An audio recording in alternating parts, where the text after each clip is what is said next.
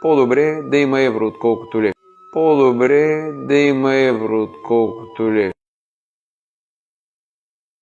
За мен Левски и Ботев не са светила, но те не са успели да освободят България. Левски и Ботев не са светила. И ние знаем, че Делян Пеевски ще се погрижи за народа си, а не само за МВР, както каза господин Калин Стоянов.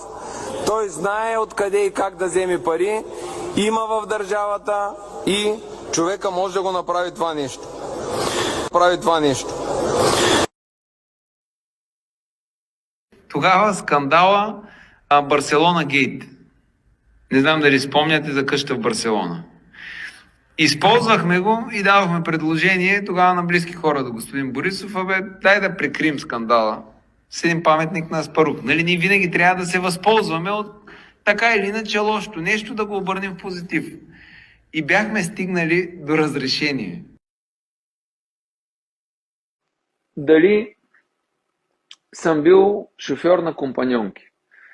Разбира се, 1998 година, за една седмица, една от работите ми е била да превозвам компаньонки. Търсейки какво да правя, в боксовата зала дойде даже един човек, който ми каза, виждам те, ти си смело момче, искаш ли така да си шофьор на едни момичета? Шофьор на проститутки. И аз казвам, как ми се кара, Алфа 33 беше, хем така колата по кола, нямах такава кола с такава мощ, хем той ми даваше 1200 лева заплата. Тогава, примерно, хората вземаха 200 лева заплата. И аз казвам, това е добре, но как беше в моите представи? В моите представи беше отивам, вземам ги, закарвам ги някъде и толкова, нямам нищо. Обаче той се оказа, че трябва да стоя в един офис. Трябва да ходя с тези момичета някъде. В един момент те казват, аз не искам да ходя при този, обажда се някакъв клиент.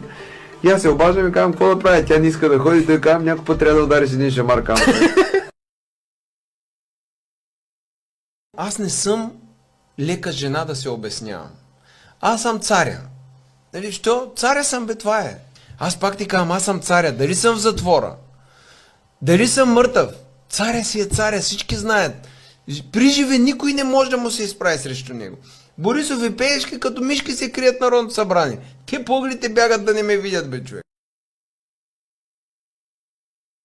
По-добре да има евро, отколкото лев.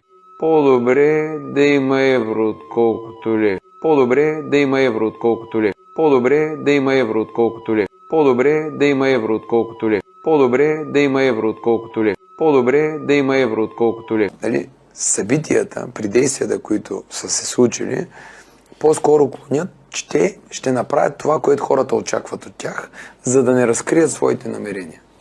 И затова е вероятно и на първи, и на втори, и на трети мандат те да не гласуват, за да може в евентуално следващи избори те да играят подводницата, която да продължи да работи по този начин. Нали, разбира, това са някакви политически игри, интегрални.